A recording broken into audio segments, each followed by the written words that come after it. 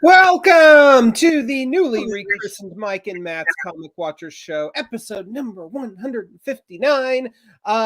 Welcome. We are glad to be back. We took last week off just because we needed a breather, and sometimes when life kicks you while you're down, you need that rest, right, Mike? For sure. And but we're back.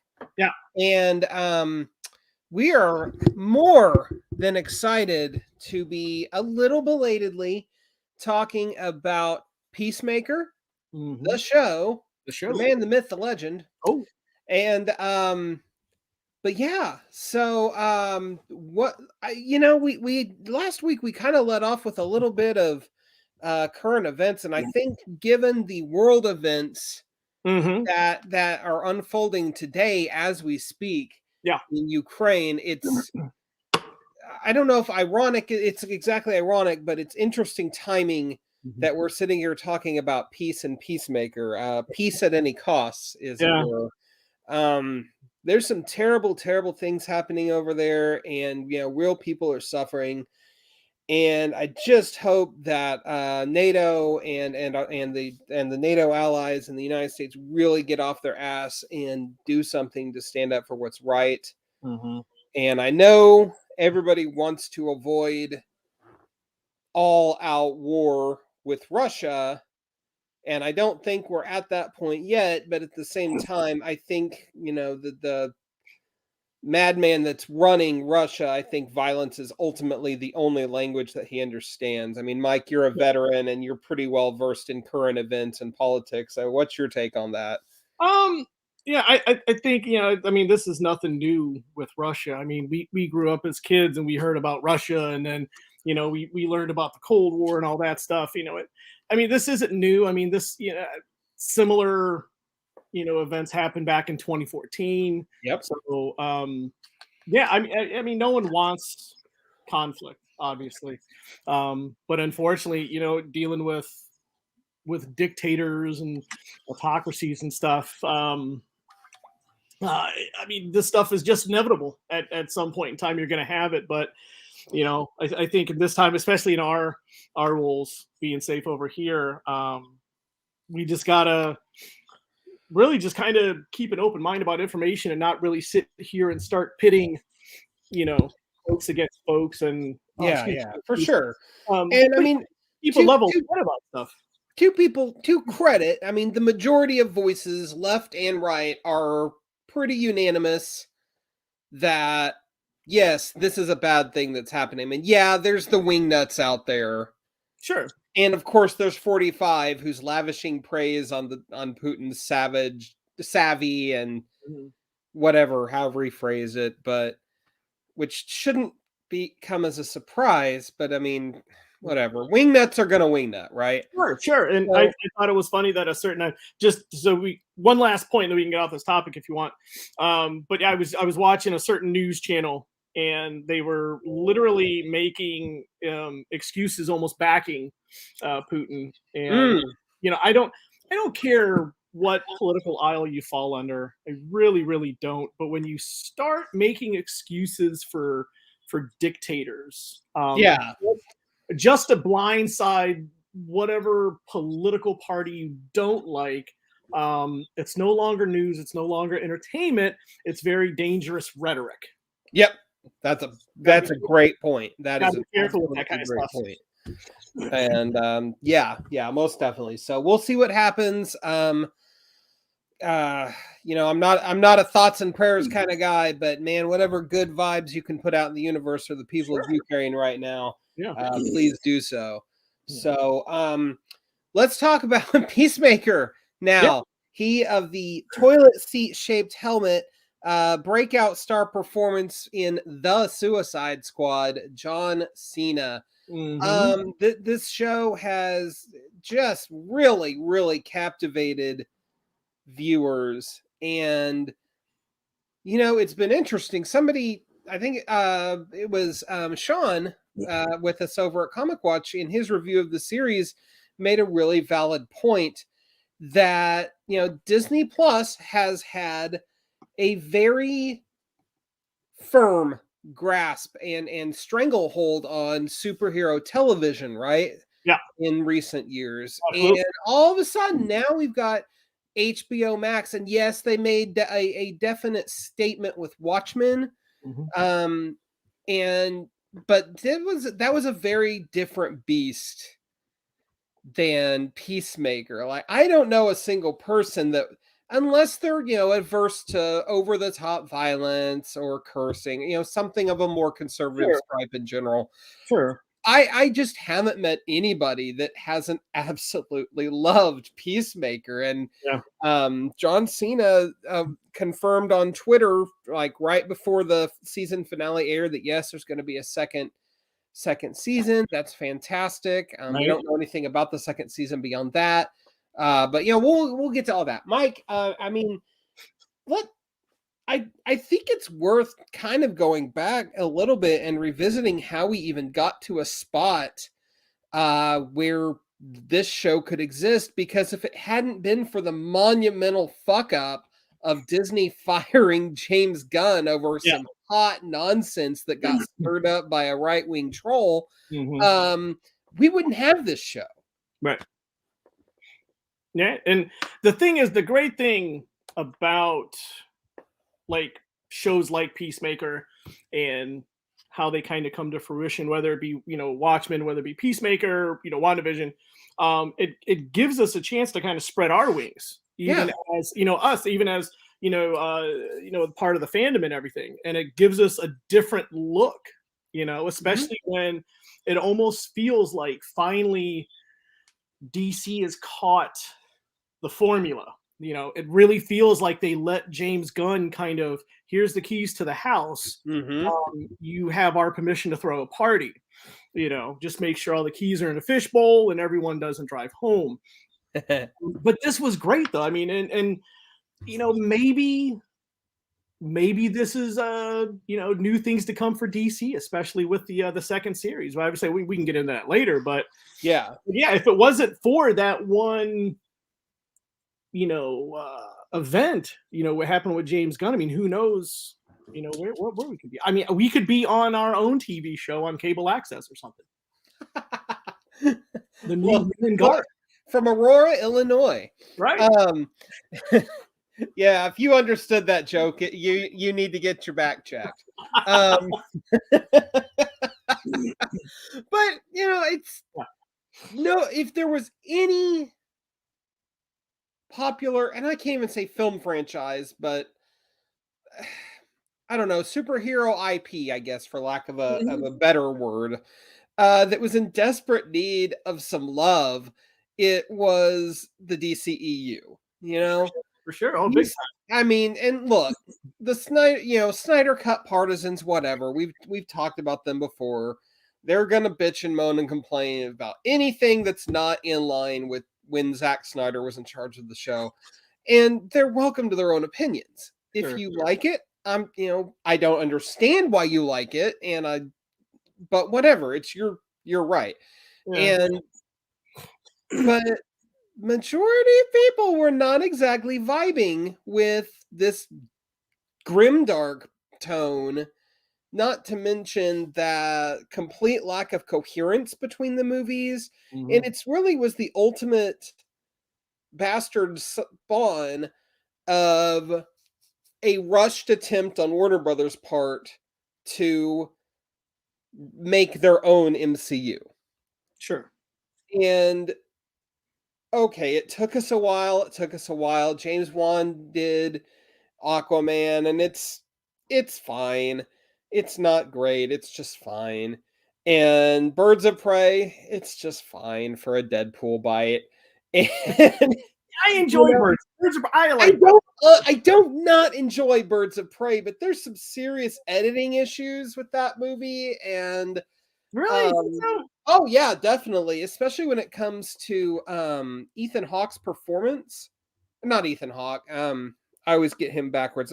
Ewan McGregor. Oh, Ewan oh, McGregor's performance as Black Mask, he is just all over the place, yeah, and not in a way that makes sense. right.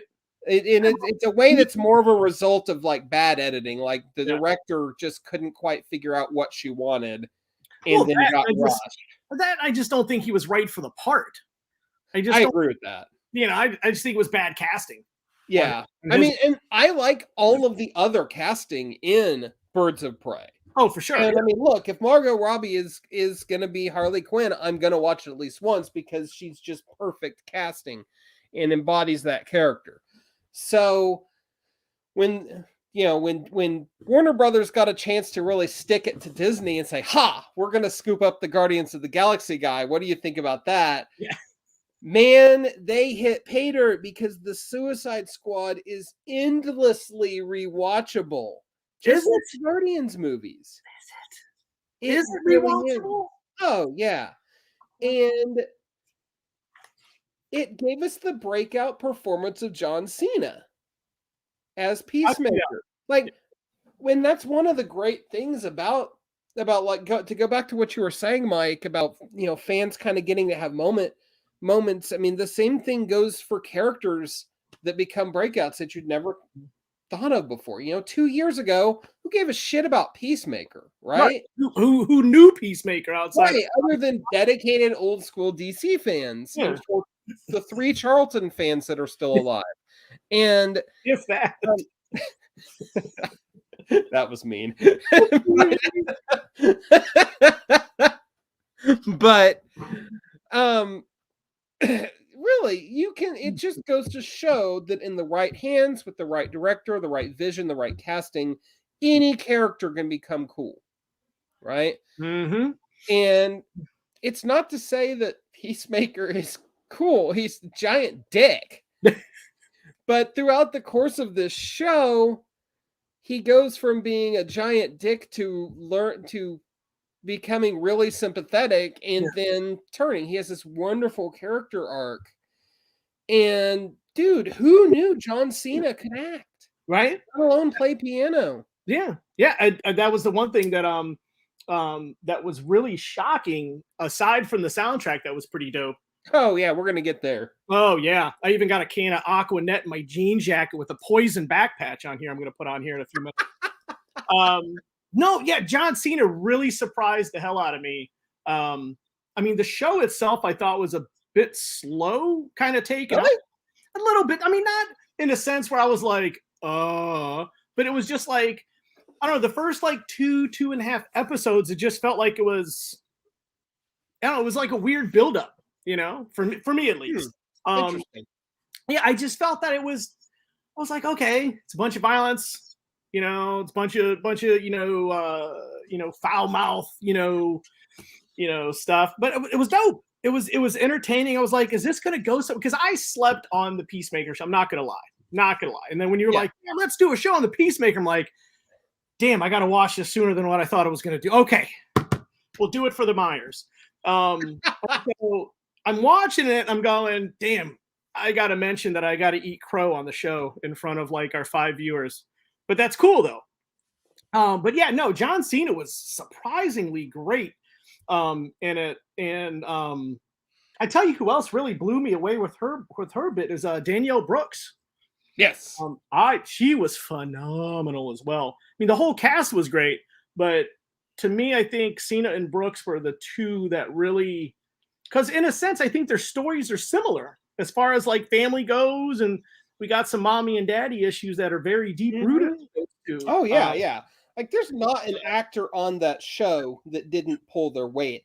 And I mean, to talk about John Cena for just a second, of course he comes from the world of wrestling. And so there's always, I mean, every wrestler is a little bit of an actor. Some are better than others. Sure. And then the rarefied few become The Rock and are able to successfully become Dwayne Johnson, right? A successful Hollywood icon. Mm-hmm. Most of the others are kind of just relegated to bit parts, and like Hulk Hogan tried and failed ultimately to break through, and we'll always love the Macho Man Randy Savage for his cameo in the first Spider-Man movie.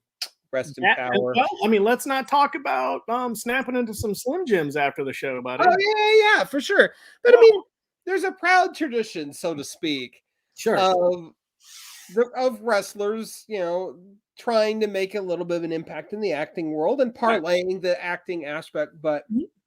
nobody. And you're more of a wrestling fan than I am by a huge, huge stretch of the imagination.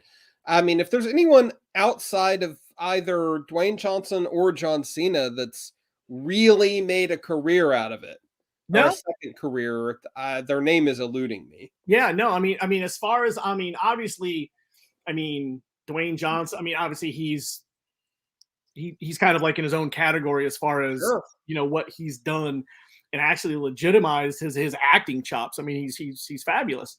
But yeah, other than him and Cena, and it was kind of funny because I was like, well, John Cena in the Suicide Squad, I mean, he'll die within 10 minutes. It's fine. Well, oh, Yeah. Dave Batista. Well, eh, I mean, Look, I realize that his career isn't wide and varied, sure. but did you see Blade Runner 2049? He's in that one scene towards the beginning, but he's incredible. He really, really shows off an incredible dramatic acting range. He's in the first part of Blade Runner. Yeah, 2049. Hmm. I'm gonna check that out. But yeah, we got Dave Batista, but I mean, not really. Yeah, but I mean, outside of Guardians movies, Yeah. he hasn't really made a splash. But But the ironically, I still think, if we're gonna rank him, it's still Dwayne Johnson, then Cena, then yeah, no contest, for no sure. contest. But yeah, no, that was, I think that was one of the funnest things for me about Peacemaker, was the fact that John Cena just looked like he was having a hella good time doing it. Just Yeah. really popping it up. And he played. He's this muscle bound, superhero vigilante guy. Hopefully, we won't see Peacemaker helmets on the back of jacked up Ford trucks here pretty soon. So I guarantee you, there's people out there that watched that show and took the exact opposite meaning and intent from the show. I guarantee you. if that happens, I will quit comics and move to Florida and just cease to just whatever. But but no, I think John Cena just had. His portrayal of dare I say, a cult. I don't know if we call Peacemaker a cult character, but he just had it. It just felt fun, regardless with with Right. the language and the violence, and maybe some teary moments. It was just fun. It's just a fun series, and they all had fun. The whole cast just had fun. It's like when you talked about earlier, that vibe, which which I think is hit or miss. If you take all the live shows from Marvel and you wrap it up with the ones that have DC, not all of them have that vibe that Hawkeye does. Not all of them have that vibe that Peacemaker does. No, definitely. Yeah, and I think it's great. Yeah, this is absolutely. It was just so much fun to see John Cena kind of get his chops and kind of see what he can do. Well, and this is the type of thing where I can't say I won't say that he's got he could write his own ticket now or anything, Sure. but it's going to put him more in demand, right? Oh, Like absolutely. he's not going to be, he shouldn't be having to settle for God, what was that? The Firehouse movie that he was in for kids, which was, I'm sure, a fine little movie, but Yeah, that one. yeah, or whatever it was called. I can't even remember, but um, you know, he's clearly a funny guy. Mhm. He has a great sense of comedic timing, and he's able to sell immature meathead bravado as a cover for legitimate emotional pain. Mhm. And it's no more evident than in the season finale at the beginning when he's found out about Adebayo's betrayal. And his response is just so painfully juvenile. You talk about Like, the horse. yeah. I'm I dying. mean, it's hilarious. But we realize that, we know enough about him by this point that we know that this is the only way that he understands Right. how to deal with this really complex emotion. He doesn't. So he reverts to this childhood because in a lot of ways, his dad stole his childhood from him. Right. Yeah, and that was one of the things that really struck me, and I kind of was when I saw the scene in the last episode, I was like, wow, okay, there's like there's some emotional damage that we're seeing here, right? Because I Oh, mean, it's like absolutely.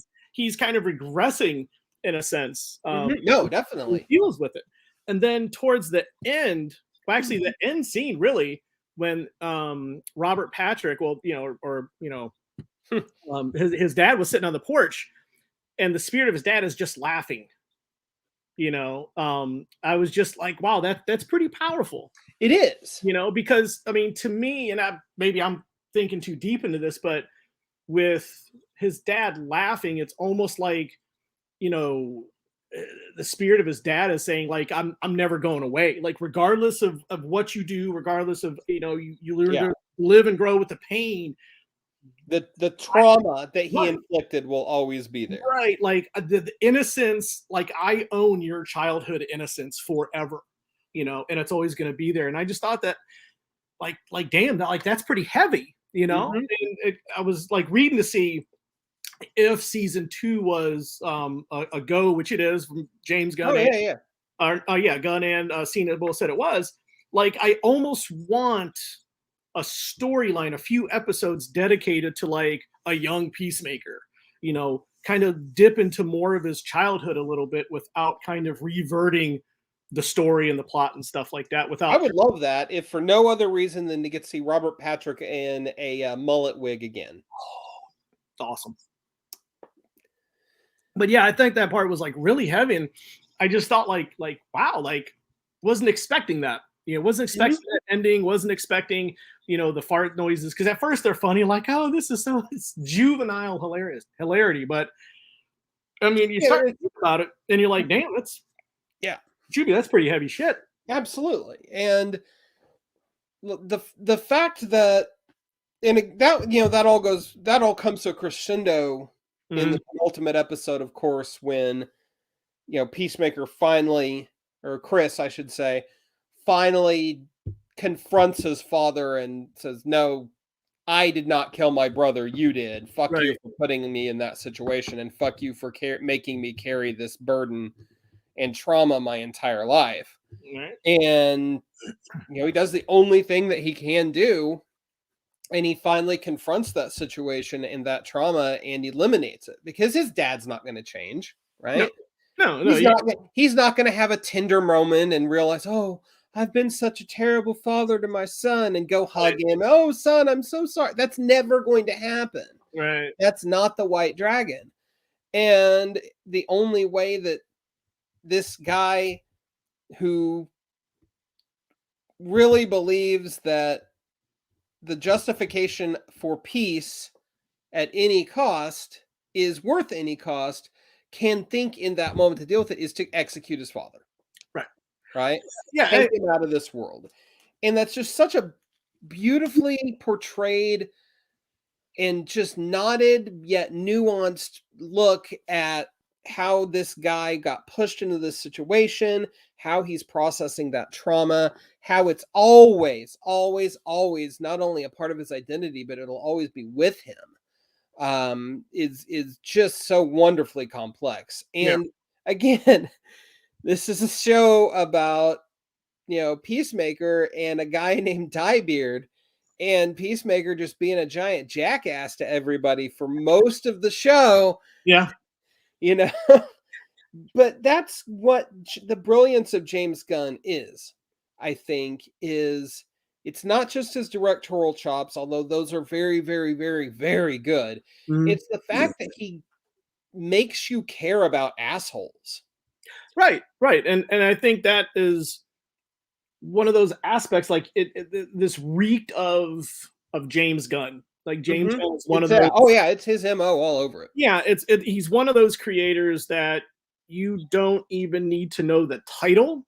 You can almost watch a movie and kind of figure it out. No, yeah, yeah, yeah. He's he's like Michael Bay, but knows what he's doing. You know, So what okay, so hold on. What you're saying is if you were watching a James Gunn movie without knowing it was a James Gunn movie, Right. you would be able to figure it out. Yes. Okay, okay. Yeah, Yes. I get what you're saying. Michael Bay And Thornton, I yes, I completely agree with that comparison because you know a Michael Bay movie the second you see it. right. Um, But with this, I mean, how Gunn came through with this, it's just, I mean, the man's almost magical, it really is. to take someone like Cena, and like you said earlier, you're like, he's a big hulkling, just gym rat guy who's just burrowing through people. Oh, I don't like the look of your face. I'm going to kill you. And then 3 scenes later, you're feeling bad for the guy, Yeah. and there's just authenticity to his filmmaking, and he has just a great knack, I think, for reaching into his actors and actresses and his characters and bringing out just the best in the cast and getting Yeah. every dime that he put into it. Well, and I mean, not for nothing. His movies are hella fun too, Sure, right? absolutely, there. Like there is not a moment that you're watching either Guardians movie or the Suicide Squad or any episode of Peacemaker where it's like, man, everybody involved here looks like they're having an absolute blast. Right. And that's the great thing. I think that's what keeps you coming back.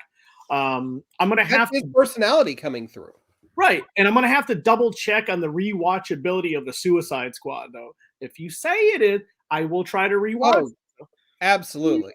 But yeah, no, I totally get it. I mean, he's just magical, and his shit's so much fun, like you said. And it's just, I don't know, it's just his stuff is comfortable. It makes you want to go back. It keeps you It's want to. comfortable in ways that you don't expect, though, right? Very true. It sneaks up on you in times. Yeah, like music is always a major part of it. I mean, and that goes back. We'll just call it what it is. We'll go back to Guardians of the Galaxy in 2014. Who the hell was expecting that movie to become as big as it was and as iconic as it is? Well, hell, Nobody. Nobody. Well, even that, even more. Who'd expected the goddamn tape to take on its own fan base? The awesome mix. The mix. Yeah. Yeah, who expected the damn mix to take on its own fan base? And it produced CDs. You saw the Walkman and the tape on T-shirts. Oh yeah, absolutely. It's a soundtrack within a soundtrack, and people still paid attention to it and ate it Well, all. and it's because it serves a purpose for the story, right? Like Yeah, for Star-Lord, yeah. It does. Yeah. Because the music connects Peter Quill to his mom. Right. There's emotional connective tissue there. And not only that, but the choices of the songs definitely portray that connectivity and that innocence that Star-Lord still sort of holds on to despite being a dick. And in a way, it's the same thing with the 80s rock awesomeness of Peacemaker. Whereas with this, though, and I'm not big on the whole this is a symbol of blah blah blah guy, the metaphors, but if you think about it, his fixation with 80s hair metal and that style of rock, he's frozen in time. He stopped growing up and maturing the moment he killed his brother in the 80s. And so his obsession with the music of that time is because he's stuck there. Mm-hmm. And he can't move past it. Okay. Right. And I think the biggest, I mean, just the brightest, glaringest scene that that this comes up in is when House of Pain by Faster Pussycat comes up. Mm-hmm. And he's taking bong rips, he's just tossing back the IPAs, and like one of the saddest glam rock songs of that era comes on, and you're like going, like, I'm getting chills just thinking about it, because I mean, it's a great song, it's a super sad song, but you see that scene and you're going like okay, like damn, this is like symbolic type shit. Yeah, no, absolutely. And it's one of those things to where I don't think that scene could have been done differently and still came across as meaningful as it did. Mhm, You mhm. know, and it's one of those things going back to Guardians, you know, and Star-Lord's connection to music and his mom, you know, like you said, you know, he's stuck in his past. He, you know, it stopped. Like his life stopped when he killed his brother. Right. So, you know, and that's why he's, you know, he's Jones and he's freaking out. Like, you know, he's talking about Hanoi Rocks and, you know, that scene with when he's playing Home Sweet Home on the piano and stuff like that. So I mean, you just Which more layers of depth to John Cena you never saw, right? He's a classically trained pianist, taught himself. who knew? Because Who as knew? a scene, I'm going, oh no, there's no way. I'm like, oh, Mhm. got it. He can body slam you. He can act pretty good, and the sucker can play some piano. So Yeah. you know, not many, 300 plus muscle bound, you know, geeks can play classic piano. And he just seems like a cool dude, right? Yeah, for Like, sure. my 10-year-old knew who John Cena was Mhm. because of him popping up on Nickelodeon, various Nickelodeon things, All like the time. Yeah, all yeah, the the time. Kids' Choice Awards and stuff like that. I Yeah, mean, he has fun yeah, with his persona and who he is, and he's not afraid to lean into it. yeah. And I think that's, I mean, once again, that goes into, you know, the great casting. You know, I don't think this part. I mean, it's almost like perfect casting. No, no, it is perfect You casting. know, I mean, like you could put him Lightning in a with, bottle. yeah. I mean, you can put him with Margot Robbie. You can put him with, oh my god, I forgot his name. Who's the Deadpool guy? He, oh, Ryan Reynolds? thank you, Ryan Reynolds. Just the perfect. I forgot Ryan Reynolds. Shoot me. Um, Canada's favorite son? Canada's favorite son. He's a Canuck. Um, but yeah, I just think it's We won't perfect. hold that against him. Hi-oh! Low-hanging fruit, Canadian jokes. Playing Canada, playing Canada. Start talking about the Freedom Convoy. No, that's just hot nonsense is what that is. On next week's show. On next week's show, we talk about the co-opting of the Punisher skull and the Freedom Convoy and back the blue flags. Yeah. There- Wait, that actually doesn't sound like a terrible show, Mike. Write that down. No. We can also talk about this really, really dumb sounding Punisher Maxi series coming up soon where he's going to become leader of the hand or some shit. Right? But anyway, back to Peacemaker. Yeah. One, you know, we've talked the hell out of John Cena. You mentioned Danielle Brooks in Yeah. the role of Leota Adebayo, and hell yeah, she was great. Absolutely, she was. She is a kick-ass plus size black woman just dominating every scene she's in. Her character is vulnerable. Her character has, again, multiple layers. Her character has mommy issues. Mhm. She's in this situation way over her head. She gets arguably the best of the Peacemaker helmets for the season finale. Right. I mean, she's good. Yeah. I'm just good, right? Yeah. It was that one. I love her facial expression when she was wearing the peace helmet or the Peacemaker's helmet, and she saw through what's his name and found out that he was infected with a butterfly. And so it's kind of, Yes. she started to unravel everything, you know, and like you just saw like fear and determination, like all Mhm, multiple layers right, of emotion all at once. right. Which I I mean, mean, I you know, love given the situation, yeah, I don't blame you. it, right. But then again, she was great in Orange is the New Black as well. So My wife is nodding. She's seen that show all the way through. I have not yet. It's on our list. what? Wait, hold up, wait. You got me thinking about watching the Suicide Squad again, and you haven't seen Orange is the New Black? Bruh. I'm on like my 6th rotation of that show. I know. There's only so many hours in the day. Hogwash. Stay up late. I'm so tired when I do that, and I'm really bitchy when I'm tired. Yeah, next week we do Orange is the New Black. Show. Go ahead.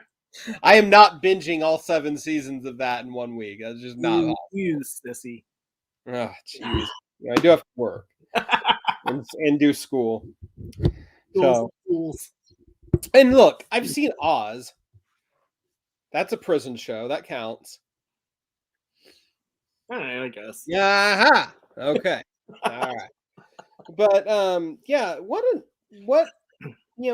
Danielle Brooks is out of bio, just wonderful out of left field casting. I mean, I think most other directors would have, even with a black actress, would have gone the safe route and gotten somebody, petite or quote unquote classically sexy or whatever. Sure, But sure. no, James Gunn was like, no, this lady is it. She's Mhm. awesome. Um, she's kick ass and she has the acting chops. I don't care that she's plus size. In fact, I want to lean into that and really make it even more so apparent that she's in a situation that she quote unquote shouldn't be in Right. And because she's so unlikely. right. And the fact is that, once again, going on her multiple talented layers, Oh yeah. it was like she kind of had a great mesh of walking on eggshells, killing people, walking on eggshells, and it kind of built up like you knew what she was going with and what kind of, and then at the end, you're like, Yeah, she gets the game winning play, man. right. And I kind of knew where it was going when she was texting, and it said mom. It says, well, have you got the diary yet? Or I think it was like, did you get Yeah. Maker's diary or something like that? And I was like, okay, got it. Noted. You know, And I mean, she's the linchpin for the setup of season 2. absolutely she is. It almost like revolves around, I don't want to say Mhm. revolves around her, but she has to take another main lead.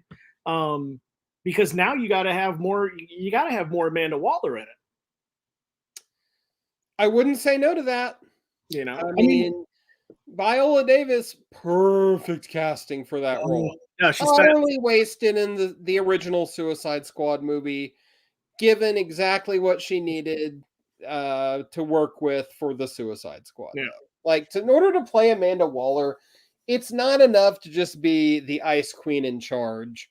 You have to have there has to be more nuance and depth behind what is going on in Amanda Waller's mind.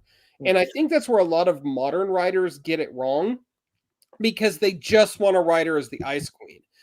But when you go back to that original Suicide Squad run by Ostrander and Yale, there's a woman that's had a lot of, and coming back to trauma, she's had to overcome a lot of trauma in her past, and it's made her tough as nails. She Mhm. doesn't necessarily want to be making these terrible decisions that she's doing, but she's always willing to do it.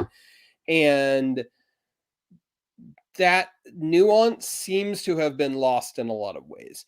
And but being able to use her as a foil for Adebayo now, both on an emotional level and now on a practical level, because I'm gonna go out on a limb and say everybody that survived season 1 of Peacemaker will be running for their lives from Amanda Waller in season 2. You think? Um, that's yeah, that mother-daughter dynamic just blew up. Yeah. And yeah, I'm positive we'll see more Viola Davis in season 2. She's such a talented actress. It's remarkable. Remarkable. Yeah, absolutely. And just one of those cases of perfect casting. How to Get Away with Murder, Fences, everything I've ever seen her in. She's just a knockout. No, absolutely. So, um, and I mean, moving on. God, there's one other that I really, really, want to talk about, and that's Jennifer Holland as Harcourt, who, Oh, by the yeah. way, engaged to James Gunn. So good on both y'all. Congratulations, belatedly. Um, Really, they did a 180 with her character from where she's more of a tech nerd. Mhm. Not a tech nerd, but a woman in the chair, so to speak. Uh, in the Suicide Squad, and it's like, oh, she's actually a kick-ass agent, and that's a role that could have been super duper one note Yeah. And just like all the other characters in this show, it did start out that way, and then as the layers and the motivations slowly get revealed, the more there is to work with. Although I really feel like there's a lot more to be still revealed regarding Harcourt. Okay. Like they didn't necessarily give her her own emotional arc in the way that Chris or Adebayo got. Right. Right? Like she definitely grows, and she grows, especially during, I think it's the 5th episode where the 11th Street Kid thing happens. She creates that chat between them. Like you see her start Yeah. to come out of the shell and start to become less protected about her emotions. But in terms of her backstory, where she comes from, why she does the things she does, et cetera, we don't really know that yet. Yeah. So although Jennifer Holland really did a fantastic job in that role. And I just adored watching her kick ass and from start to finish. I would have liked to have seen more with her. Yeah. Although, No. I got a yawn. That cat snuck up on me. Excuse me. There was a lot more. There's only so much room, Right. storytelling room in the show. Yeah. Right? It's a fallacy when you start getting some people that want to skew too far on the character arc side. Oh, this character didn't have an arc. Well, this character wasn't meant to have an arc, right? This character is meant to do cool things and blow shit up. But Harcourt is sort of in between there. Like she definitely grows as a character throughout the show. Yeah. And she has that wonderfully touching scene with the Mern butterfly there towards the end. What part was that? In the finale, after Mern's body has been killed. Yes, I got you. Yeah. And he himself has been fatally injured, but isn't quite dead yet. Yeah. Yeah. I think with her, I think in season 2, if I were to kind of pick like how well James Gunn balanced all of the bad guys and all of the enemies in season 1, in season 2, if we would get that treatment, but with Hardcore and Adebayo and Peacemaker, as far as like backstories, and not going too in depth because then you kind of get away from why Right. we're here, but to kind of maybe spend 1, 2, possibly 3 episodes and just throw some scenes out there, maybe flashbacks and stuff like that. Yeah. That would be great. But I will echo that. I felt like, I mean, she was great. Again, it was great casting, but there were times it was like, I don't want to say you were lost with the character, but No, that's taking it too far. yeah, not lost, but maybe not as We're well. just not as confident with where we needed her to go. Right. Because a lot of her arc, such as it is, it depends upon Chris. Right. Because her arc ultimately concludes with her being Chris's friend and knowing and understanding, okay, you're not this giant bag of dicks that I thought you were at the beginning. You've grown as a person. I see the trauma that you've had to go through. I see you. Right. And so that's also her letting her own guards down and allowing herself to look past his superficiality and accept him and become his friend. So I'm really glad that they didn't go the dumb, obvious route and have them hook up by the end of the series or season. I mean, that's not the right story for these two characters. No, and I don't even think that would be. I don't even know if that would fit. Giving Peacemaker a quote unquote love interest. I don't even know. That's not this story. Yeah, it wouldn't even work. Yeah, I don't. Yeah, that's weird though, because I'm going to be stuck on that. Like, does he? Right. Does he go to the bar? I mean, we know he drinks. He does, and yet somehow he's like all muscle. I hate him. No fat, like 2% body fat. Yeah, right. But John Economos Oh, or Ski Vegi, excuse me, as Economos, excuse me, so got happy in stitches. he was yes. He He was looks a lot like an older version of my brother-in-law. okay. He really and truly does. Um, but he also gets my wife's just dying in the background now because she knows I'm right. Okay, I But was about to say, if I see like he a gets the shoe or scene. He gets the scene steal of all to end all scene steals in the episode with the gorilla. something with the chain. Oh my, oh, Absolutely. brilliant. You see Absolutely. what And I then I put think it's there? the next Goddamn brilliant. episode, he mows down all the white supremacists. Like, he's just the guy that comes out of nowhere and does absolutely badass shit Yep. when he has no reason whatsoever doing No, it. not And all then heroes wear capes. he goes, and then in the season finale, again, he has this incredibly emotional moment where he has no choice but to be fully transparent about why he dyes his beard.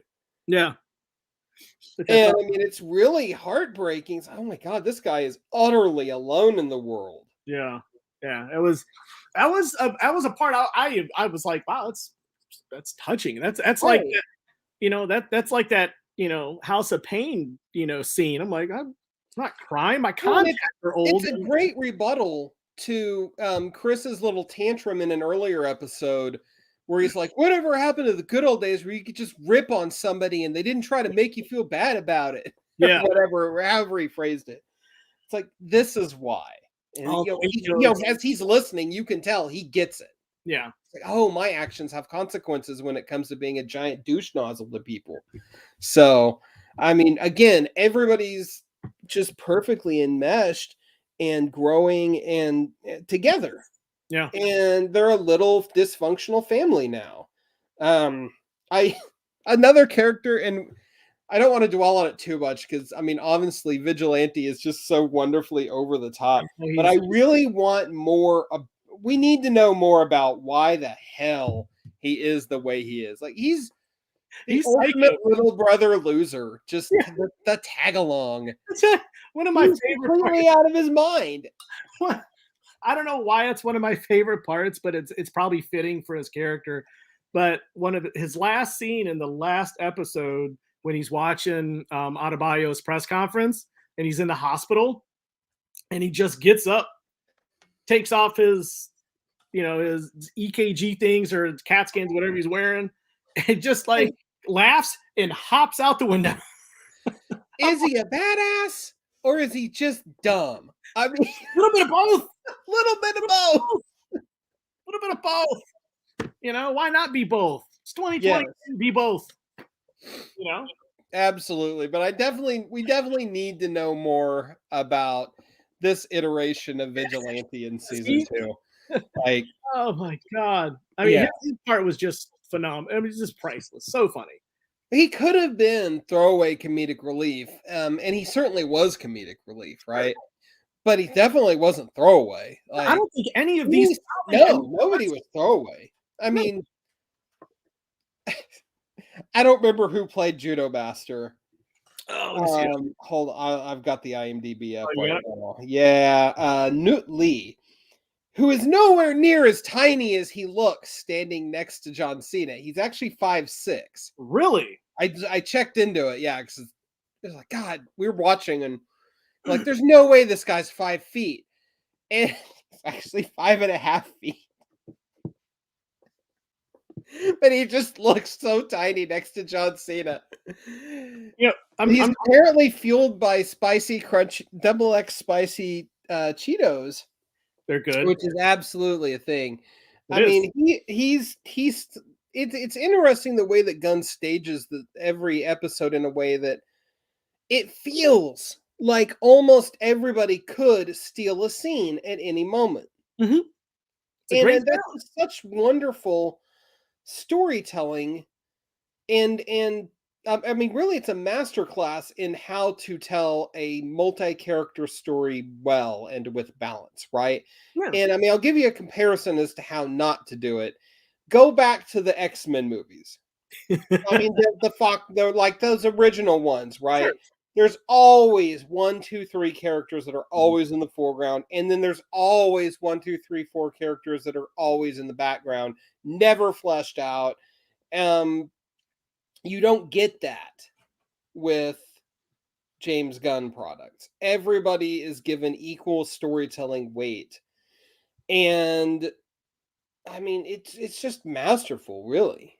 Really is, and I think that's what, going back to earlier. I think that's one of his, if not his greatest calling card, is the fact that everything that he does, everyone has a story. He's going to tell their stories. Mhm, Some mhm. people are going to get 5 pages. Some people are going to get 15. Other people are going to get 20, 25, whatever. But everyone's going to get a chance to tell their story, Yes. you know and everyone that's watching this is going to get a chance to either hate a character, fall in love with a character, connect however they want to with a character, you know be it Star Lord, or be it any small insignificant character, Yondu.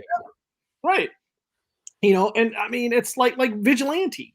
Like, Yeah. you have a chance to get into Vigilante, and I absolutely love the character. And like you said, he's great comedic relief, but he's definitely not a throwaway. And it Yeah. makes you want more. It makes you want more of Vigilante, makes you want more of Hardcore, Adebayo, and all of these characters to flesh out more stories. Mhm, mhm. Yeah. Yeah, like there's um Christopher Heyerdahl as Captain Locke. Yes. I love that guy. I loved him way back in season 4 of Supernatural when he played a demon that was torturing Dean all the time Mhm. and taught him how to be a torturer. And he's who knew that he had so much comedic range? Yeah, Like he's I totally forgot he was in Supernatural. oh yeah, that's the only other thing I can really think of him in, but I've seen like all of the Supernaturals multiple times, so it's gonna stand out to me. And then Annie Chang as Sophie Song, Yes. like I was really sad that they didn't find a way to save the people in that were taken over by the butterflies, just because I really wanted to be able to see more Sophie Song. She was Annie Chang did such a great job with what could have been a utterly just flat. Here's the cop character role. Right. Like she Right. just breathed life into it. Yeah, I mean, she was a great like, not everyone can play like that hardened detective role and have authenticity to it. Yeah, That's definitely a niche Hollywood group yeah, that can yeah, play that. absolutely. I mean, it's just and just her casting in that role too. Just hey, here's a diminutive AIP actress. Right. She's a badass cop. Right. Okay. Now, Um, no, and then to top it all off, you got Robert Patrick as the heavy, as Augie Smith slash White Dragon, and we grew up with Terminator 2. We right. know we know this man. We know Actor. we love Robert Patrick. Yes. There's nothing to not love about Robert Patrick, right? But And man, he took just visceral nastiness to a whole new level with this. if I didn't, if I wasn't as home trained as I am, like, I wanted to spit on my TV because it was just so filthy with him. Well, Like, and I don't think Nikki would have liked that. right. What are you doing, you fool? But yeah, I mean, he just played it to the T. It was almost like I was watching Fox News again. But no, I mean, he was no, I mean, seriously, I'm sorry, damn it. Don't apologize for saying true things, Yeah, Mike. in all honestness, no, he played it to the T. I mean, and he's one of those veteran actors that when you see his name on the credits, you're almost eager to see what he's going to do and what he's going What to is he make. gonna bring, right? Right. And I mean, even when he gets phenomenal. really thankless roles, like Right. having to somehow fill David Duchovny's shoes on the X Files, right? Should not Oh, have worked. That my ex. who who takes that on willingly? Right. Well, it's like Who do you watch CSI at all? No. Okay, never mind. That would be a bad analogy then. But yes. But yeah, I mean, taking his spot on X Files was like, Yeah, like you're literally taking one of two stars of the show and replacing them, and you're asking fans to buy into this. And for what it's worth, he was honestly and genuinely committed to that role of Doggett. And you can tell he's an actor's actor. He's a chameleon. Oh, how big of a Sopranos fan are you? I when it was on, I was down with it. I haven't watched any recently, but yeah, I was Okay. So yeah, in the second season, he's got he's in 2 episodes. He okay. plays an old high school buddy of Tony Soprano, Yeah. and he's a small-time business owner, runs a sporting goods shop, but he has a gambling addiction. And he hears about Tony's high-stake poker game.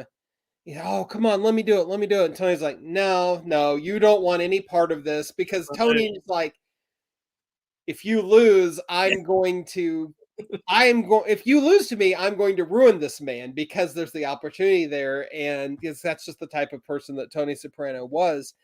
And, Patrick's character, he can't say no because he's a gambling addict. And, everything happens exactly as you'd expect. He loses everything.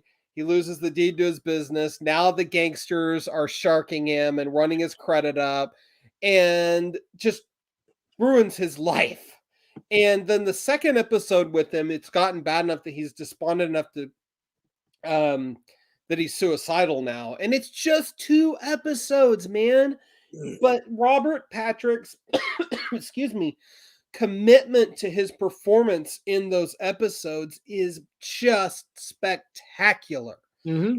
And I mean, God, we could look at his IMDb and probably just scroll through and and talk about all these little roles, thankless roles or otherwise that he's been in over the years. And I mean, it's amazing to me too. He's never been the A-list guy, right? No, no, I think he's been like a heavy B-roll guy. Yeah. Not He's like kind of what Michael Madsen should have been. okay, that's fair. He's And I'm not saying that to dog out Michael Madsen, far from it, but Michael Madsen should have been the B-roll king, the supporting actor king, because he's also extraordinarily uh, wide ranged, but it just for one reason or another didn't work out for him. But so it goes.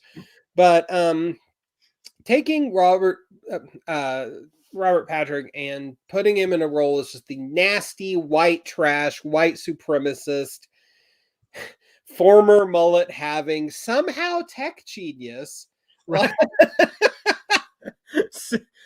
super villain known as the White Dragon was just remarkable casting, and Actually, yeah. the I don't think chemistry between him and John Cena is palpable. Yeah. Like that in the season or in the first episode when they're sitting in White Dragon's breakfast area talking, and you can kind of tell like Chris is trying so hard to please his father with this story, and it works for a minute until he finds out that it was a black guy that put him in shot him and put him in a coma. That just kills the whole thing. Yeah. And I was just, like, my jaw kind of dropped because I'm like, okay, I see what role he's playing, but then he was like, he started using all these, derogatory terms and everything, and I'm going, oof, that's rough. Yeah. Oh, this is what he grew up with. Holy smoke. Yeah. But with all this casting, that we've been talking about, we have forgotten, dare I say, the true star of the show. Oh, I don't. I think we have to talk about him. There's no way we can't. We can't. He's the breakout star. He's the greatest pet bird of all time. His name is Eagly. I want him as a pet. I need an Eagly as a pet. I think it's a violation of federal law to have an eagly as a pet? Nope, not if you claim freedom. Yep, that's what it is. But yeah, I love.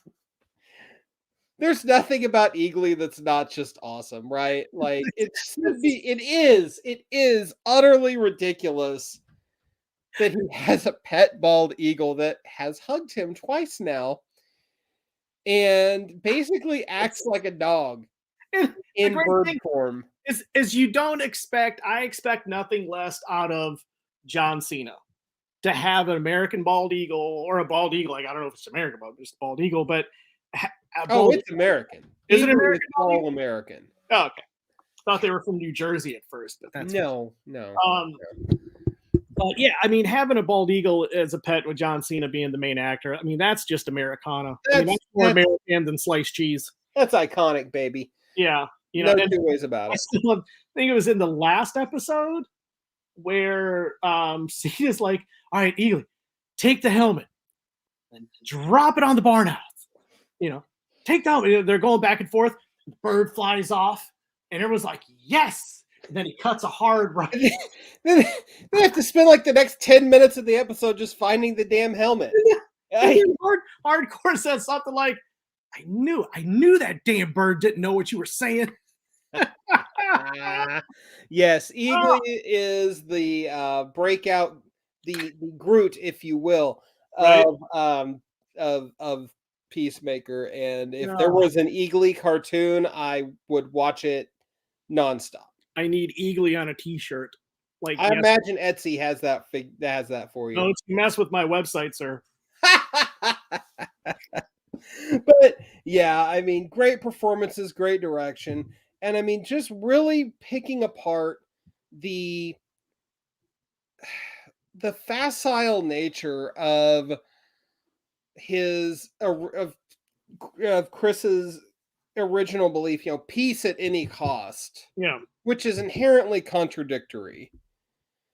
And not only picking apart, why and how a huge and just ultimately futile contradiction that is, but also being able to tie why he clings to it so much back to that defining moment of his brother's death mhm.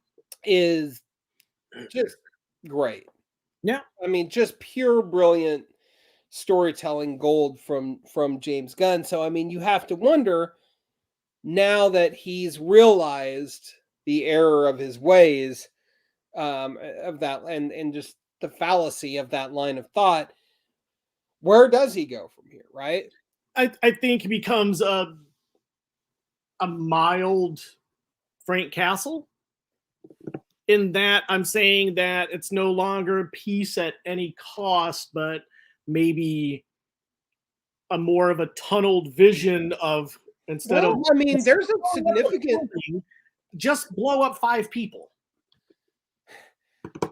and interestingly, there's a good chunk of the season where he can't kill anymore. Mm-hmm. He's got a mental block over it because he feels so much guilt over having killed Rick Flag and Right. having that inherent contradiction of what he aspires to be versus what he actually does, driven home so deep. Does he become a mild version of the Punisher? I don't know. I think I don't see that.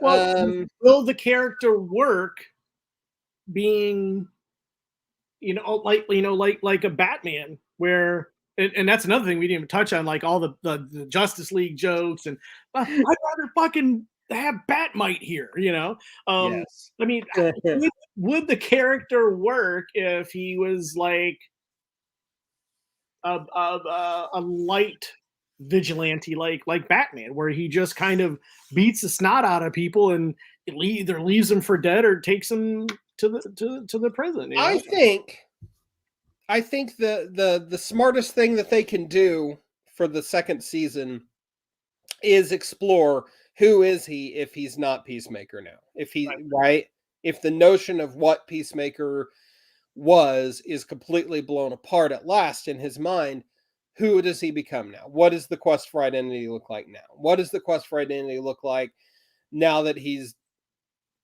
dealt with the trauma of his dad. Yeah. That's got to be the emotional angle for Chris Smith in season 2. Yeah, because we have And to figure out who he is. yeah, We don't know who he really is. Right. All around, I mean, I gotta say this whole season, Mike, for me was like a solid 10 out of 10. Yeah. Yeah, I could do 10 out of 10. And like I said, I ate a lot of crow because I wasn't even, yeah, I was like, I'll get around to it, You and were then, weirdly not on board with the Suicide Squad.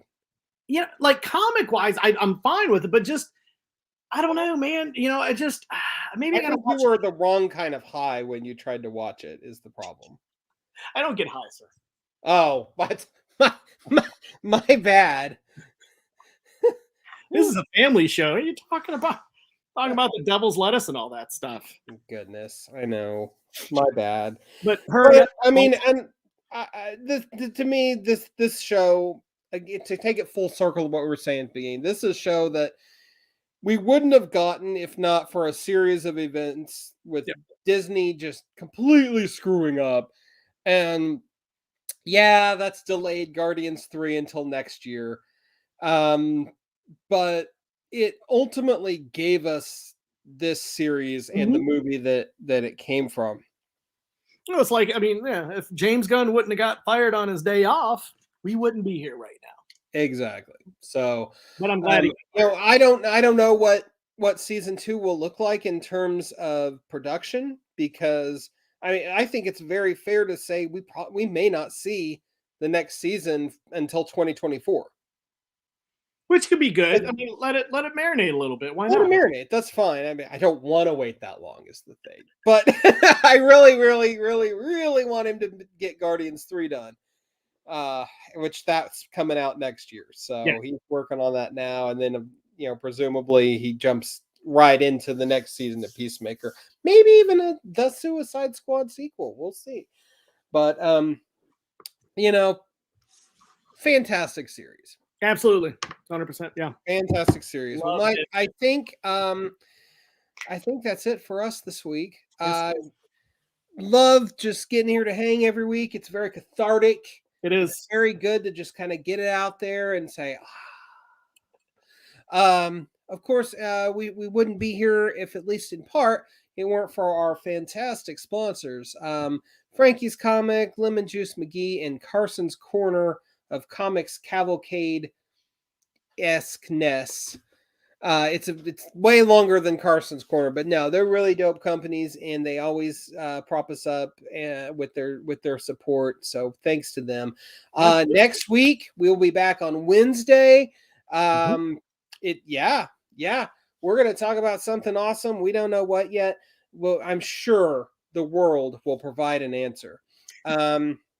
The great universe above. The universe will speak unto us.